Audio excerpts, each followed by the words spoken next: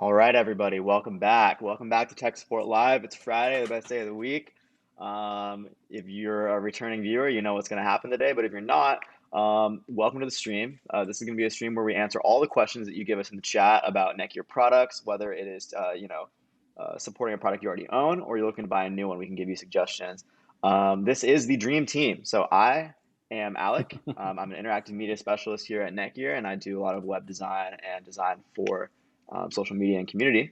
And with me, I have Michael, Ben, and Darren. Michael, you want to go ahead and introduce yourself? Hey everyone, I'm Michael. I'm technical marketing manager at NETGEAR. I spend a lot of my time playing with new beta products from NETGEAR, and when we can go out in the real world, I manage a lot of the trade shows, and so I'm here to answer any questions you got. Cool. And I guess over to Ben. Hey everybody, this is Ben. I am the Nighthawk Pro Gaming Brand Experience Manager. And what that means is I am also here to answer questions. I usually go to the trade shows for Nighthawk Pro Gaming. But here we can kind of dive down, answer some questions. It's good to see everybody on a happy Friday. I don't know if there's any news that anybody wants to talk about, but there are, we're here. I'll just toss it over to Darren. I'm Darren. I'm a technical support specialist and community moderator, and we're here to answer any of your home networking questions that you have about our NETGEAR products. Cool. So looks like we don't have any specific questions about any of our products yet. We did have a comment here from Ryan who says, "Is this where I come to get my NETGEAR?" Oops, sorry about that notification there. Let me mute all of those. 1 minute here. Yeah, All right. Ryan's pulling our leg. He already knows that this is where he comes to answer NETGEAR questions. Yes. Ryan is a return viewer, and Yep. just wanted to thank all of our return viewers for joining us. We have Vanessa, we have Ryan, we have Dan, I believe Kev. Kev. We got a lot of return viewers here, so thank Yeah. you all for coming Yep. back. We love to see some familiar faces here as well as some new ones. I But just want to answer Ryan's question. Yes, this is where you get the answers to NETGEAR, not to be confused with the other YouTube stream next door, which is Next Beer. So if you're into craft beer, You can answer those too. you could, but we could answer some of those questions as well. yes, we all are of age, so that would be no problem with our legal department. Right. I'm only kidding. We have a comment praising Ben here from Dan. Says, saw Ben's video on the XR1000. Nice job. Yeah, I actually Excellent. watched Thank it. you. I watched it too. I thought That's- Ben was one of the That's best a great. presenters. I love those questions. Keep those coming. Okay. So Dan also does say the RX 1000 and the AX 5400 are the same platform. Yes and no. They're the same. Think of it as the AX 5400 as your stock Mustang, and the RX 1000 as your Shelby GT 500. If you're into cars, it's got the Doom OS, which is exactly. the extra horsepower. Cool. So we do have a technical question here, which is always exciting. So here we go. This one is from Kieran. And Kieran says, should I get a WAX 218 to replace my R7800 in access point mode? Will I see much of a benefit? Well, I'm not going to speak too much to this. I want to hear from everybody else. But one benefit you're going to see right off the bat is going to be Wi-Fi 6. Yep. Your R7800 is not Wi-Fi 6. However, and please correct me if I'm wrong, if it's in access point mode, actually, I'm not sure. Ben, Michael, Darren, you go ahead and jump in and tell me the other benefits of having that over an R7800. Yeah, well, as far as the AX, you're not going to see the specific benefit of the AX unless you happen to have an AX router for the access point to connect to. But overall, it is a more powerful unit, and it also has PoE. So if you happen to be interested in trying to connect a power over Ethernet type of device to it, you can do that as well. In general, you're probably going to see more power, probably more coverage as well from it, because it just is a more powerful product than the 7800. And it's specifically designed to be an access point, as the 7800, you're basically just dropping down a bunch of its features to make it a dumb access point. That's what I was Yeah. gonna say. I was worried about lying about the router having to be Wi-Fi 6. I wanted to pass The off to you. WAX. The WAX is also a business product, so if you're looking to set it up in a business, that's great. But I mean, we also have home AX extenders. But it's a nice looking extender. It's nice and flat, very low profile. Yeah, it looks great on a wall too. All of our marketing materials for the WX 218, they're all mounted on a wall, and it's Yep. you know, NETGEAR as a company has been putting a lot of emphasis on industrial design, and they look really good. So yeah, I mean, you'll have something on your wall you can be proud of. Cool. We have a comment from Garrett, who I believe Garrett came in a couple weeks ago and was Yes. asking about how he should provide Wi-Fi to a community center, and he went ahead and took our advice and bought 3 WAX 214s and says they're working very well. So Gareth, I'm so happy that worked out for you. We love being able to make suggestions here on the show and hear back from the viewers that everything worked out well. So thank you so much for joining the NETGEAR family and for taking our advice. And we're always here if you have any more questions. Cool. We have a follow-up from Kieran. And Kieran says, yeah, I kind of want to get into assigning VLANs for security with all the IoT. Is that something he could do better with the business products? Yes. Cool. Yeah, and setting up VLANs for security on his IoT devices is a smart idea, because a lot of the IoT devices, their basic security isn't that great, because they're supposed to be, sort of single function devices. So there's not a lot of additional security enveloping them. So having them in their own VLAN definitely is a positive thing for security. Mm-hmm. Totally. Yeah. Especially like, cameras and sensors and security systems. I mean, those you really don't want anybody messing with. And well, and some of the products that people don't think about that you have to worry about security on are like Wi-Fi enabled thermostats. mm-hmm. No one thinks about, well, wait, why would I need security on that? Except it's Wi-Fi enabled, which means it's connected to your local network as well. So there's a lot of ways people could get into your local network through these IoT devices. Imagine all of a sudden you wake up in the middle of the night and you're burning up. Waiting for someone to hack through the fridge. Oh, they hack through the fridge, huh? Yeah, Wi-Fi fridges, and then go and place an order for, 50 pounds of chuck roast to be shipped to your house. Yeah. I total side note, I've always, how on Twitter it tells you what client or like what device you're tweeting from? It'll be like tweeted from my iPhone. I really want to get a Samsung smart fridge so I can tweet and it'll say like tweeted from my Samsung smart fridge. I've seen a couple people do that. That would be really fantastic. They made fun of that on Silicon Valley. Yeah. The Yes. smart fridge. Yep. I want the one with the camera, and then you're doing all your Zoom calls while you're in front of the fridge, and whenever you want something to drink, you just open a door, pull the drink out, and you're still in it. Yeah, I go ahead. I want to be able to play Skyrim on my refrigerator. Oh, that'd be great. I'm sure it's Like there. Commercial.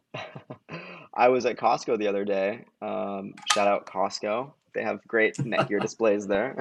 Oh, yeah. And there was a fridge where there was a camera inside the fridge, so you can see what's inside the fridge from the outside of the fridge. And all I could think to myself was, why don't you just open the door? Like, just open the fridge. No, that's when you're surfing from work and you think, wait, do I need to buy milk on the way home or need to order something? So you log in, look at what's in your fridge, place your order. That's a good point. Yeah. That's a good point. And then when you get home, the order's already there. It's all DoorDash set. sent it. You're set. That's a good point. At first, I thought it was just needless technology, but now that you put it that way, it actually kind of makes sense. Okay. Question from Kieran. Back to the fridge topic. We never really left the fridge topic. Does the fridge have Wi-Fi 6? I don't know. That's a good question. I don't know. That was a good question. Let's see. I'm popping them up right here to see. Samsung smart fridge. Let's see here. I'm not seeing any reference to Wi-Fi 6 on them. Okay, here. I'm just going to click on the most expensive one. Right. Go to the highest one. If it doesn't Yeah. have it, none of them do. Let's see here. It says,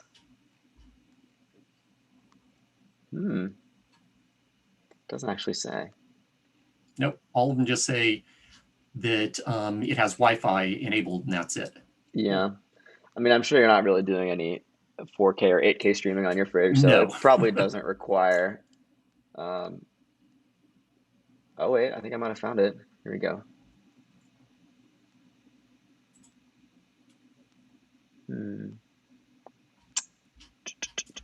Has a They're not real good on processor.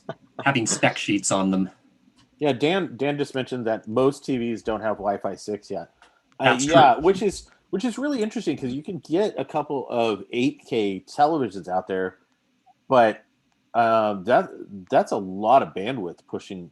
I noticed even just running 4K a lot, that it just eats a lot of bandwidths, Yeah. especially off of the Wi-Fi. Yeah. Which leads to a question, Michael, Darren, you've got a smart TV. Do you run it on the Wi-Fi network or do you run it wired? For me, it really would depend on where the TV is mounted. My current TV is mounted in a location where I can't easily run a wired connection to it, so it's running wirelessly. But I try to wire every device I can just so it takes some of the load off of the wireless network. And also, I don't have to worry about any sort of Wi-Fi glitches that are happening when I'm trying to watch my favorite show. But if there's a wired connection, I'd go with wired, otherwise wireless. Mine's wireless because I didn't want to fish another cord through the small hole in the wall because it's just a pain. I usually tear my hand up trying to get it through the socket. I'm like, wireless will work. Yeah. I'm going to have to share a picture next week of my setup. It'll give me a week to get all my cable management under control, but it will also my television is probably 3 feet from my router, and you would think that I would just run a wire across. But you're still going wireless. But I'm still on Wi-Fi because I don't know if it's laziness. I don't know if it's just I just haven't gotten around to it. But I think I'm going to plug it in this week because every once in a while, I don't know if it's maybe the Netflix app on mine's a Roku TV. But man, I get the spinny wheel a lot on Netflix, not on the other streaming services so much, but Netflix seems to just chew so much bandwidth. Yeah, it could be the app because most of the time those applets that are on the TVs are smaller versions of the full applications that you would have on, say, for instance, an actual Roku box. Right. So they're really not as robust, and most of those features are really secondary features for the TV. It's sort of the feature set that's trying to get people in to buy the TVs, but it's not where they put most of their money. And that's also the reason why most of those applets rarely get updated. I've been hoping for an update on the Netflix one in particular for a while, and it just hasn't happened. My thought is that I may uninstall it and reinstall it because it's every single time it tries to serve up like one of those previews, it just bogs, and so you've got to just, like anything, files get corrupted, so we'll see. I just wish that when I was actually running all the cabling through my walls, I put in wall plates that have 2 HDMI, all the component connections right near where the entertainment center is, and straight up the wall, through the ceiling, and then behind the TV that hangs above the fireplace. But I didn't put Ethernet in there at the time because the TV that was originally mounted there didn't have an Ethernet connection. And I'm not going to cut the wall up again. I actually had to cut 8 feet of wall straight up to run it through the channel, drill through about 6 to 8 inches of wood beam to get it into the attic to be able to run it back over and down. Oh my God! And if anybody has done any sort of like running wires through walls, is it lath and plaster like typical California home, or It's standard drywall, but of Okay. course, because it's going all the way up through the wall, you have all the fire breaks in there, Ugh. all the 2x4 cross members. So drilling holes through those. Luckily, I wasn't the one that had to patch it all up. We got a guy in who was patching, retexturing our ceiling anyway, and he did an amazing job. The guy was an artist. Yeah, like anybody that's ever pulled wire through walls, it's just it's one of those things that you avoid at all costs. Yes. You want, because once you've done it once, you're like, oh God, I have to do this again, and you try to avoid it as much as possible. It's like it. Remember, it took me like 6 months to do my to upgrade my modem, because even though I had the modem, just dealing with my ISP to get it updated was such a horrific experience. I put it off as long as possible. But the good news is when I did upgrade, our onboarding experience was way better, and the ISPs was as well. And it really, instead of taking an hour like it did last time, it only took 5 minutes. So, so maybe waiting is worth it. Nice. Yeah, and speaking of that, I just upgraded my modem from the CM 1000 to the CM 1200 because we had power outage all last week. And right before that happened, the modem was having problems staying connected to Comcast. It would blip out every now and then. Then after the power came back on, I was noticing the same thing. And it's like, get out, just going to upgrade the firmware in my router, swap out the modem as well. And it's been rock solid since then. So I think my old CM1000 was starting to die from the multiple times the power's gone out here. Yeah, and you're in a unique situation as far as power outages, and because last year, probably the last 18 months, the area that you live in has been subjected to wildfires. Oh yeah, heavy winds. God, what else? Tsunami alerts, like mudslides. That's what they evacuated a bunch of people this last week for. About 5,000 people got evacuated because they were worried about slides because of the fires. Right, and the only thing that you haven't had is like a kaiju event. I think that's probably the only thing that you haven't had. We're close enough to the ocean, though. I expect to see one coming out anytime soon. So we got a question, I think. Yes. Are Nighthawks okay? Well, one, are Nighthawks good for gaming? Nighthawks are good for gaming, but Nighthawk Pro gaming routers is even are better. Great for gaming. Yep. Was it Kieran has a question? Might be worth me using my R7800 as a bridge to the RAX 218 because my TP gigabit power line goes off more than I'd like, and it's only achieving 200 Mbps. Yeah, that's definitely worth it, especially if you're having problems with your power line.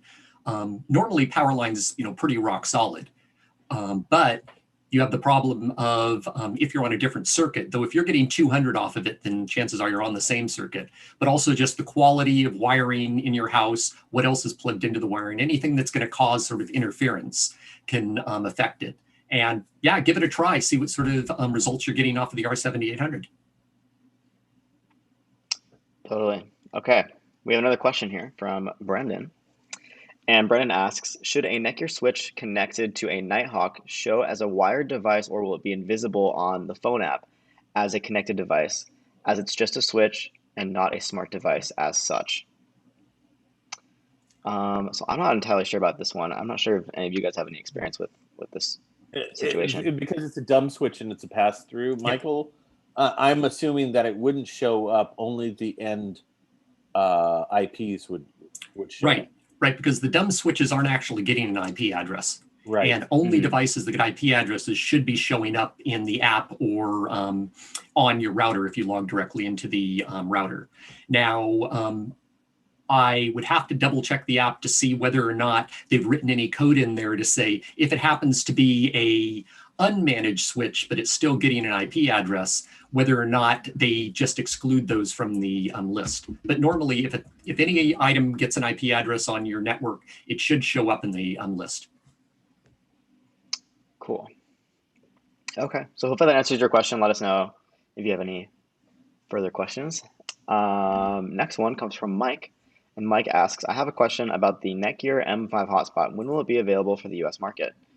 Um, I don't know if we have specific details about this. I haven't heard any dates or any dates that we could give out, but I haven't heard any dates as to exactly when it's going to be released. But it should be, I'm guessing, within like the first quarter of this year, because we know it's ready. Right. And that's what I've heard. I've heard first quarter, late first quarter. So, if you want to, take a look at the calendar, you can kind of infer from that. But it should be very, very soon. So I know that I'm waiting for it myself. So it's incredible. So let's just hold on. Just here we are at the end of January. I don't think you have too much longer to go. Yep. And if you actually go out to the netgear.com site, to the Nighthawk M5 page, there is a notify me button. So you can click on that and they can email you when it becomes available. Yeah, that's a great way of getting ready for it. The M5E is available on AT&T. I don't know about that, but M5 will be available on AT&T and also an unlocked version. Yes. So that should also answer your follow-up question, Mike. It will be primarily sold for AT&T, but I mean, there's also going to be an unlocked version. I think through AT&T you can probably finance it. Yeah. But yeah, so that should be the situation. And it's not an E yet. Mm-hmm. Right. Not that don't read too much into that. It's not an E. I would assume that probably down the road we'll probably do some sort of E, but not at the moment. This one is just strictly regular. Yep. And the one that we have on the NETGEAR store, it will be the unlocked version. Cool. Okay, so while we're kind of on the topic of the M5, I want to kind of go into the specifics of that device a little bit more. In the past, we've suggested maybe go for the M1, go for the M2, but now that it's so close to being available worldwide, for those viewers that might not know, what are the benefits of the M5 versus the M1? I don't know if anyone wants to take that one. I can talk about it as well. Well, why don't you jump in and then we'll fill in the gaps. Totally. So the M5 is really the first in its class. It has Wi-Fi 6 technology, which for a mobile hotspot is great to have that new technology in such a small unit. But it's also 5G enabled. So you're going to be getting 5G and Wi-Fi 6 in something that's the size of the palm of your hand. It also has a touch screen that's completely reworked from the previous generation, the M1. So a lot easier to interact with, with your device via the touch screen versus, I believe the M1 had like some buttons on it, which worked perfectly fine, but it's cool to have the touch screen now just to add to the kind of high-tech nature of the device. I don't know if there's anything else you want to speak to, Michael or anybody else. No, you pretty much hit the high points of it, and the reason why you'd want to get that over some of the earlier generation like the M1. And since 5G is actually rolling out in more areas, and in 2021, there should be a really big push in getting that area coverage expanded. Definitely would be something worthwhile to have. I know I certainly would love to have one of those when I'm at CES. When CES really happens, not just virtual CES. Mm-hmm. Totally. Okay, so moving on from the M5, we have a question here from Ricky, who says the Nighthawk R7960p mounted on the wall acts up when the room gets to 80 degrees, Wi-Fi and Ethernet. Okay, after a reboot, is there a fan kit I could attach to help keep it cool? Yeah, it definitely sounds like, if you're noticing this at a specific temperature, you're absolutely overheating. And Michael, correct me if I'm wrong here. The USB on the router, we've never suggested this before, so I might be crazy.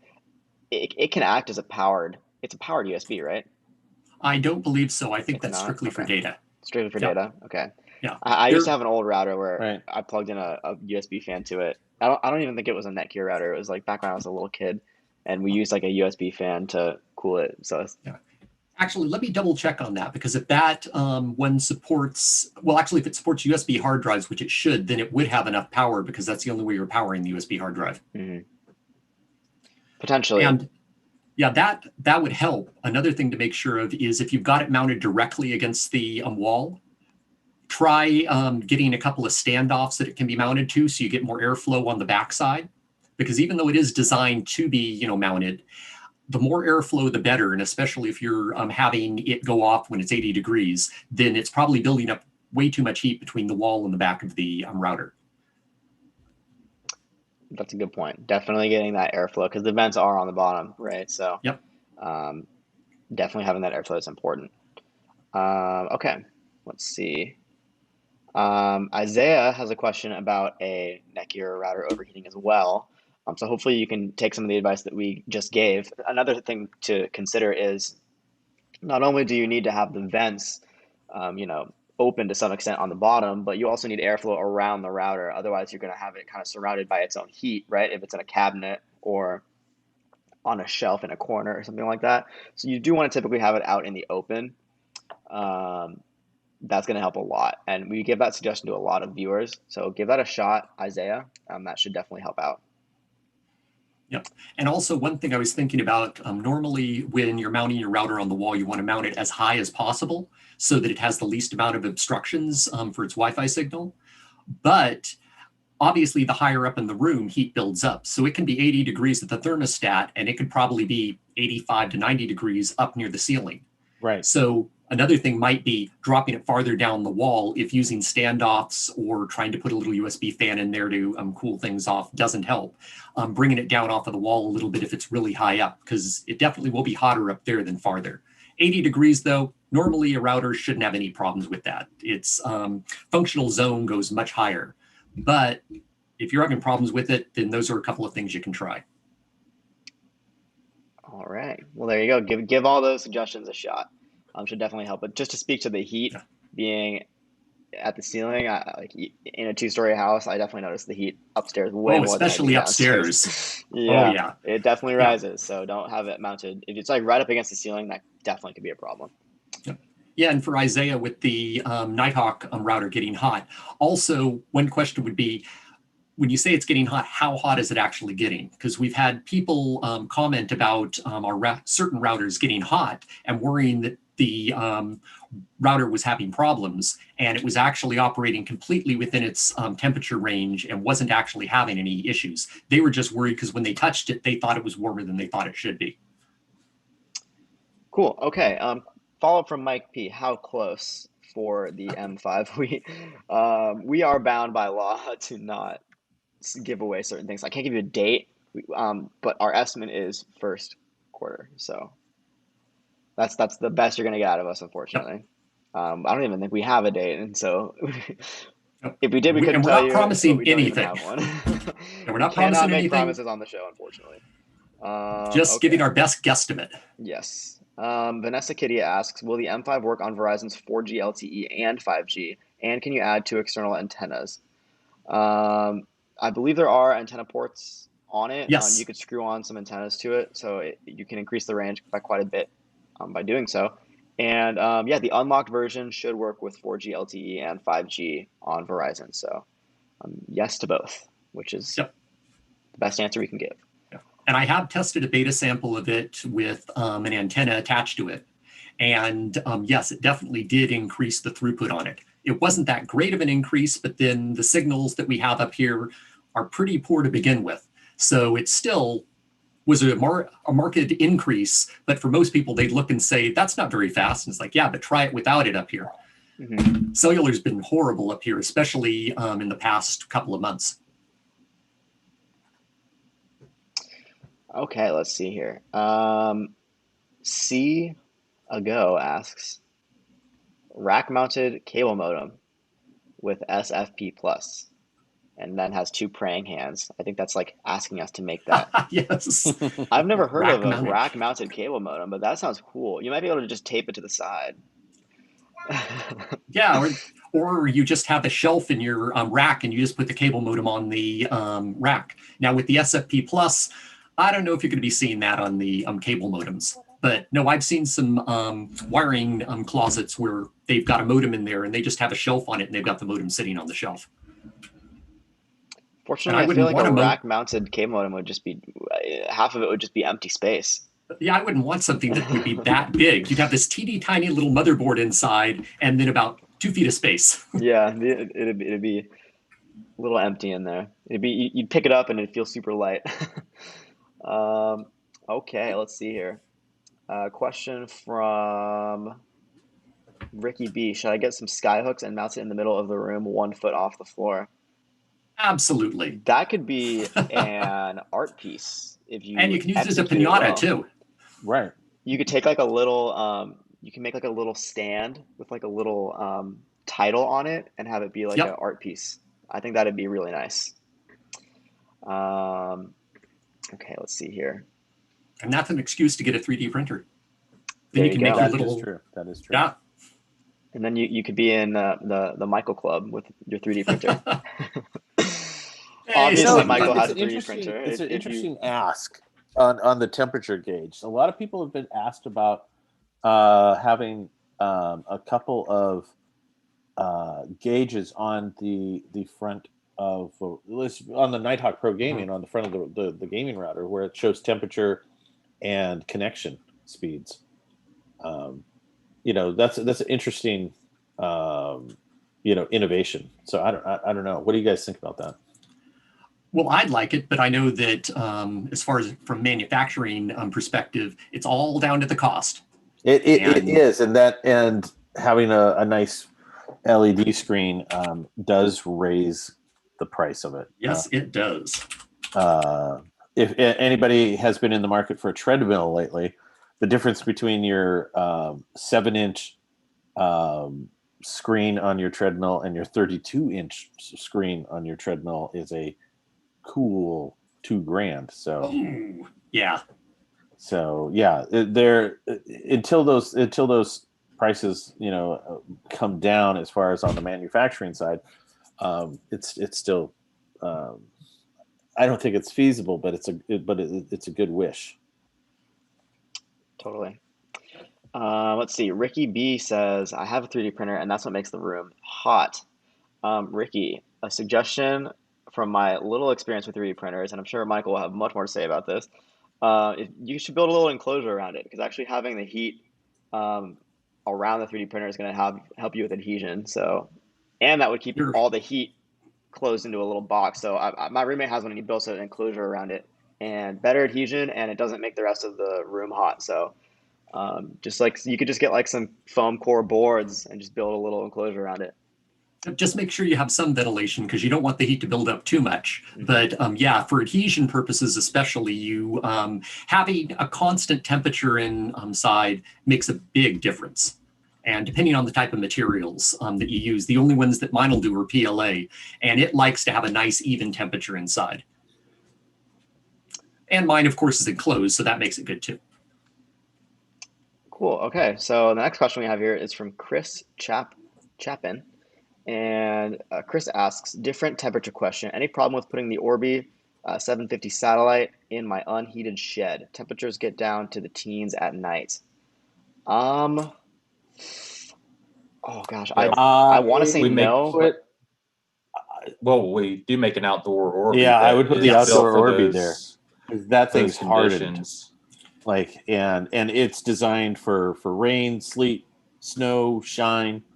That's what it's designed for. And it has a heater core inside specifically to keep it warm when it gets really cold. Because normally if you put some of these devices in it, you're hitting the bottom range of their functional temperatures. And it's at the low teens, you're hitting close to the bottom, it gets below that, and then chances are it's not going to work because the components are just too cold. But the outdoor Orbi has a nice little heater block in there, it'll keep the temperature inside warm enough so that it'll continue to function even when it gets cold. Yeah, and you could put it outside your shed even if you wanted to. If you wanted to get Yes. more, coverage in your backyard, or if it's in a field. I don't know the situation exactly, but yeah, worth looking into. Yeah, and Vanessa, if your two brothers where they live or where their tractor trailer is that actually gets 5G coverage, then that would be a perfect thing for them to have, because they not only have the connection, but it would be fast. And what's great about 5G is all the networks are expanding. I mean, it's a race for the best coverage. So a lot of these networks are expanding so much. So you should be getting some 5G even if you don't have it already, hopefully. Okay, cool. It looks like we are all caught up. I don't think we missed anything. Yeah, so I don't know if anybody has any talking points here that they'd like to discuss. I know there's been a lot going on in the news, but I don't know if that's a Tech Support Live conversation. Yeah. I don't know. So there's, let's see, what else is going on? Are people still playing the same games we were playing last week? That's a question. I got Breath of the Wild. I've been playing that like crazy. You're going to disappear for a while. I have a friend that just got Breath of the Wild, first time ever playing a Zelda game, and we could talk about 3D printers as well, and disappeared for 2 weeks. That's pretty much me. Yeah. And so things that are getting us excited about technology right now. I think that there's a lot of crazy things that are happening in the news that are about where technology is interfacing with old systems, and of course those are always disruptive. I think that that's kind of incredible that's happening right now. However, it bounces out. It really does show a light on where possibly we need to kind of shore up some of our processes and functions with some of these systems where they weren't originally designed for technology like we have, where we can talk instantaneously across the world, or communicate instantaneously across the world, or even do things like purchasing and selling instantaneous, because these things were designed when it took 3 days to ride to the next town. So it's an interesting situation. The thing that I'm really interested in, I know it's still going to take a while for the future, is that there's at least 2 different companies that say they've come up with batteries that can charge completely within 5 minutes. Yeah, that is a huge, I don't even I can't believe, with all the other crazy stuff, it totally went under the radar, because that means that you can charge your electric car at the same amount of time it takes to gas up. Exactly. And that is going to be a huge game changer, because I think that's the big that's a barrier for a lot of people. I don't know if you've ever watched like the was it the Grand Tour? It's like the thing from Top Gun or Top Gear, but they were driving. One of them had an electric car, but they kept going to the same boring museums because it was right next to the only charger within 200 miles. Yep. And a lot of people are stuck like that. There's places in the center of the country where you're not going to find a charging port for it's your house and maybe 150 miles to the next charge port. Yeah. So even if you find charge ports right now, even with the high speed fast charging, it still takes a while, and most of the cars aren't doing their truly high speed charging anyway. So it can take a really long time. My Chevy Volt, which of course is low speed charging, just standard 240 with a 20 amp connector, that takes 4.5 hours just to charge the car, and that's for a range of about 40 miles. So yeah, getting batteries that can charge within 5 minutes, the entire battery pack would be awesome. Yeah, and then on top of that, GM says that they're going to stop making gas-powered cars by 2035. Yep. So that's kind of exciting. That's kind of incredible. And I think the Mustang is going to be an electric in The Mach 2 E. years. Yeah, there's the Mach E, but That's then a the really cool regular car. Mustang. And if they could get the torque that they could get out of a chipped Tesla, I mean, that would be a fun car, because the thing with electrics is, it's instantaneous torque. Yeah, you get 100% right off the bat. Right off the bat. Yep. And that's going to make that's the part of making the only thing I'll miss is the noise. I'll say that. Oh, except that now it's mandated that the electric cars have to have a noisemaker inside with a certain decibel level, so that people, blind people and children, and so on, can actually hear it coming. Oh, That's so not yeah. cool. I like I have a gas engine, and I like the fact that it goes boom.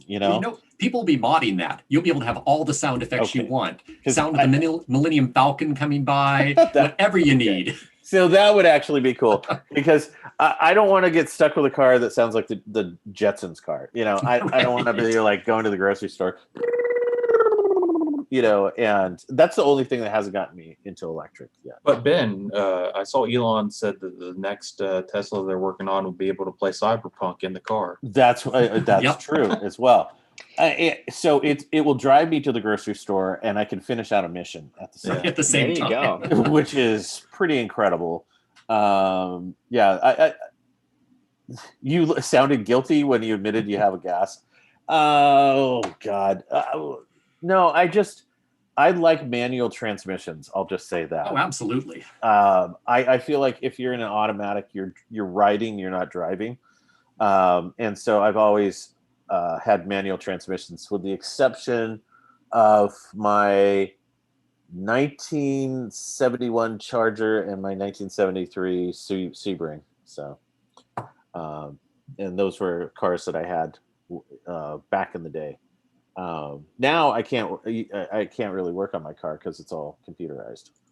So, and I refuse to trade in my Ford F-150. It took me long enough to find the truck I wanted. I'm not getting rid of it, though it sucks up gas like nobody's business. I loved my mid '90s Dodge Ram short bed pickup, and the only thing I kept that around for so long, and it died because it had a weird quirk when you hit the between drive and first.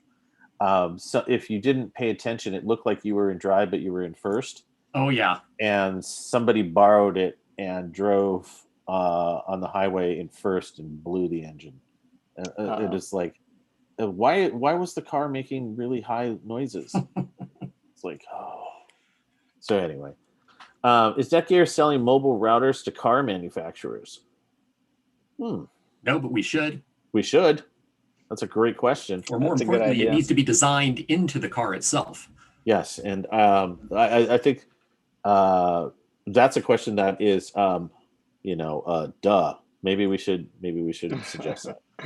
And our mobile hotspots are all they can all be USB charged. Mm-hmm. So you just get some anti-skid bottom on it, put it on your dashboard, plug it into your USB port, and then you've got your Wi-Fi enabled in your vehicle no matter where you go.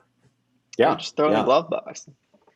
No, because now you've got things around it the same way with the router. You don't want to. Good God! People. I mean, you're gonna be in the car, right? So like, we already discussed this today. Did you not learn anything? Oh my God, I love it. Let's see. Oh gosh, okay. Here's the big question. So, before Christmas break, we were all trying to hunt down PS5s and Xbox X's. Now, one of the four of us managed to snag, I think, both of them. Yeah. Has anybody else gotten one? I went with the Quest 2, so I'm in a completely other ballpark. Alec? I didn't attempt. I attempted once I and I have said this attempted- isn't worth it. I've attempted 3 times. I've got a notice from a certain realtor that has been in the news lately that they had PS4s and Xboxes in stock online, and every single time, I kid you not, it's in my cart. I go to buy it, and it's suddenly Sold not out. in my cart, which it really makes me rather upset. So, Darren, how amazing are both of those? I mostly play stuff on PC. I mean, I just mess around Excellent. That is on- an excellent. That's an excellent answer. The fact that the one person that has a house that has both of them is like, I don't play it that much. I play the PC. Nah, I play like sports games and driving games on console, but other than that, everything else is on PC. Oh gosh, what if you got a PS5? And that's why you had Cyberpunk. Yeah. You wanted to Are do it you on playing- PC. You Yeah. playing that on PC? Yep, playing on PC. It probably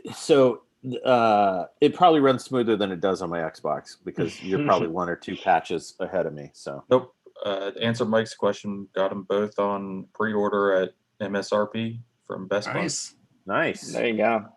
there Yeah, you go. I'm with Kieran here. I took the money that I would have spent on an Xbox and just did a mini ITX build. So I have like a little tiny computer that looks like a console, and I got a 3070 in there. So Not that's my bad. Xbox One X. And mine was the Quest 2. I have the old Oculus Rift, and it was like, I just want to try something that's completely wireless. And so I just got it right before my power went out for an entire week, so I couldn't actually even try it or set good. it up. That's fun. But finally So- got it set up and tried it.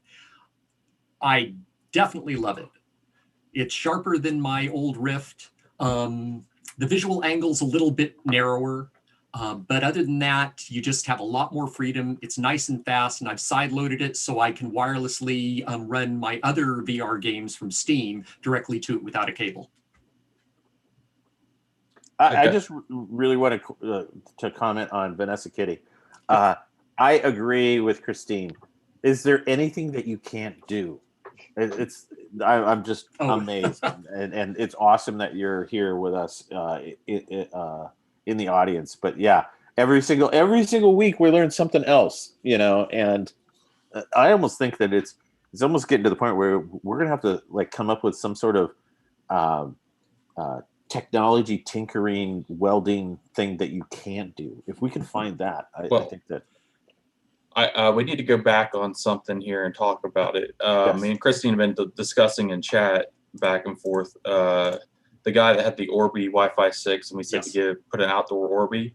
I guess there's information that we have out there that the Orbi Wi-Fi 6 does not support the outdoor Orbi. oh no, Mm. that's a terrible thing. That was our mistake. It only supports the Orbi Wi-Fi 6 satellites, which I found surprising. Yeah. Yeah, I think the only way you'd be able to use the outdoor Orbi with that is the outdoor Orbi now is compatible being hooked up to any router.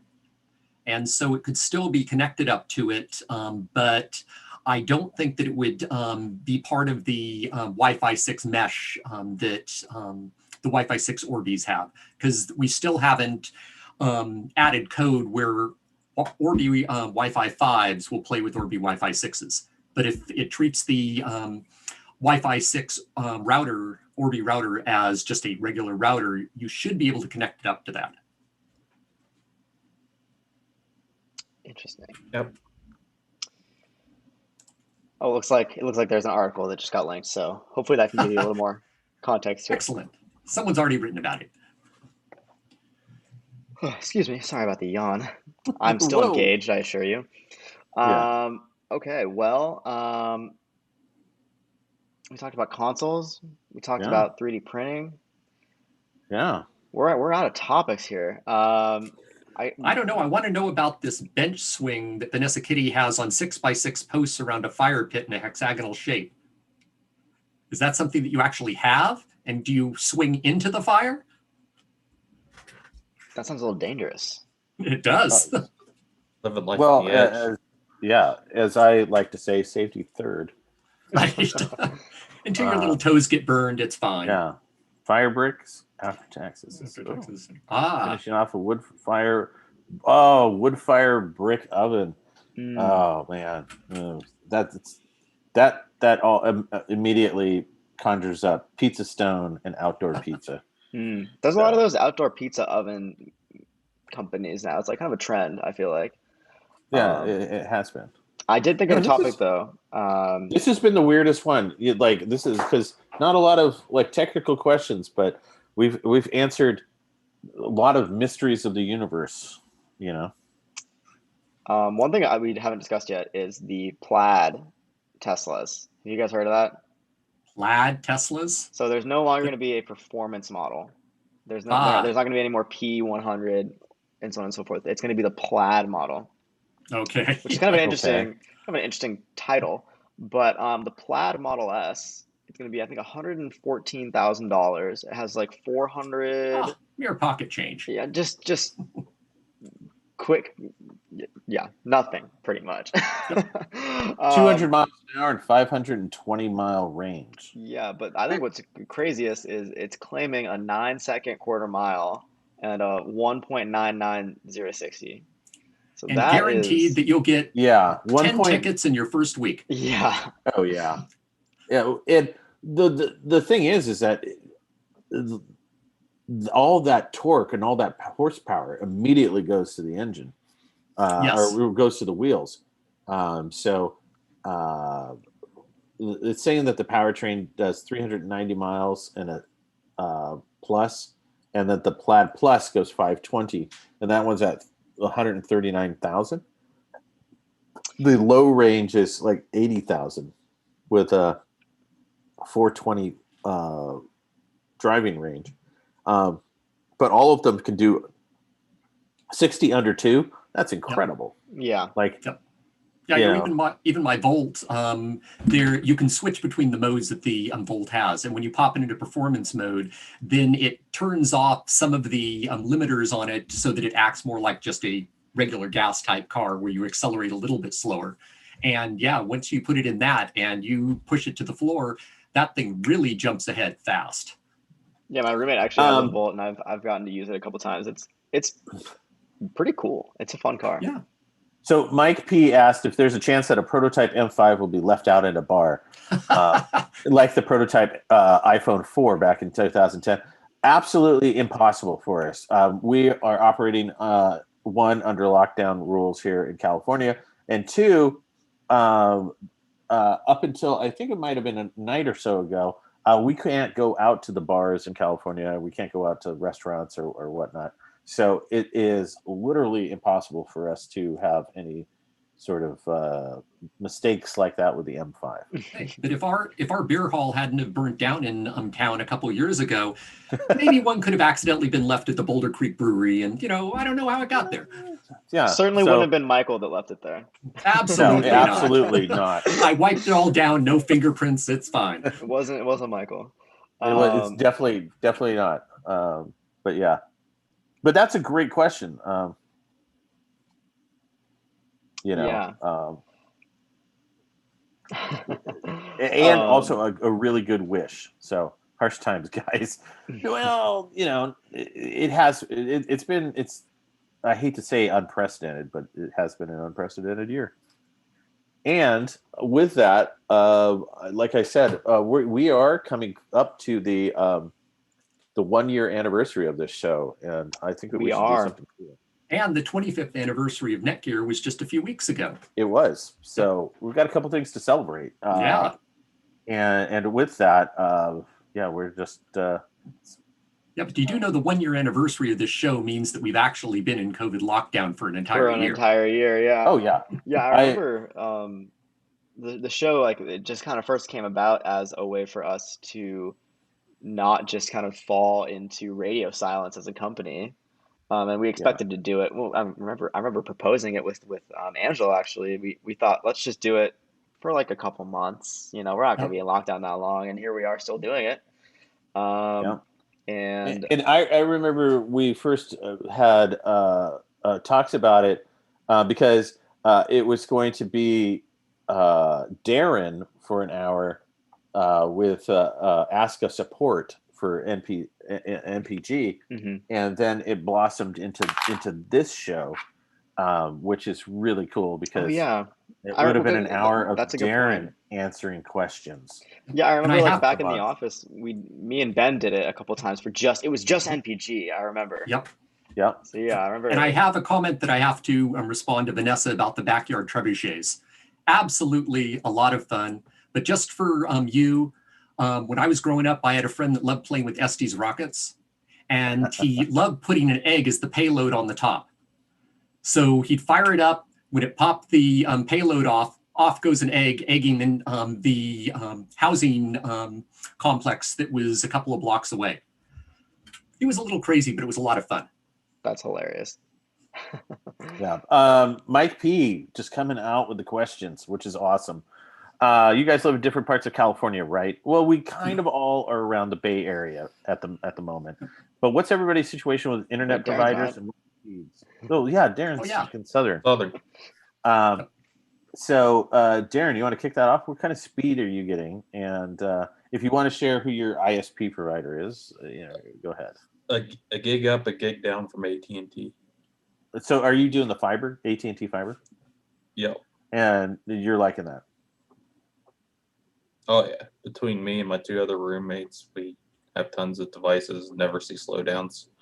I guess a couple times, maybe 3 times, we've had problems where the internet wasn't working, but other than that, it's been pretty solid. So I'll go next, but I'm going to answer Kieran's question as well. Are we going to do this show in a non-COVID world? We just actually had that discussion about an hour and a half ago, and yes, we're going to continue with this. This is a great show. I have Comcast. I live on an island, and I get 600. I think I get 600 and then 600 down, 40 up. And so far it's been pretty good. I would love to switch to fiber, but fiber's not available yet. But they are coming. They're getting closer and closer. They're in Oakland right now, so hopefully within the year I'll be able to get fiber. Yep, and I live up in the Santa Cruz Mountains, which means high-speed internet like that will probably never happen. I've got probably the best package that you can have in Boulder Creek up here, and it's 180 down and only 13, 14 up. And that's considered blazingly fast here. That's the do they charge you extra for the gaming package for that one? Right. But well, not the gaming, but it's more of yes, you had to pay extra to get the high-end super speed package. Boost. Yep. I'm with Darren, AT&T fiber gang. Oh, nice. I get that nice gig down and the gig up as well.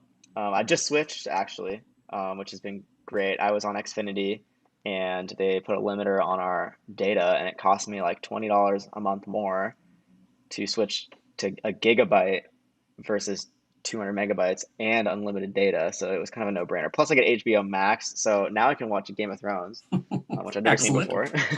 I'll stop at season 7. Pretend that was the end of the show, and you're like, oh man, they never got to finish out the story. I wonder what happened. Don't worry, the story finishing off in your own mind will be much better in the final season. I'll just totally, write my Mike. ending. Yep. Well, maybe the book will come out one day. Yeah. Maybe he'll finish it. He's like, what an oxymoron, living in the Bay Area and not having the top. But I live in Alameda, and Alameda is an island unto its Literally own. is an island. It is an island. Yes. And so we were on our own electrical grid up until last year. We're on our own water. It's before last year, the fastest speeds was AT&T's Super DSL, and that was like 80 and 20. It was terrible. Yeah, well, Alameda is one of the oldest areas in that area, the Bay Area. So all the houses and stuff are very old, and definitely all the infrastructure is from 1920s to 40s. Yeah, true.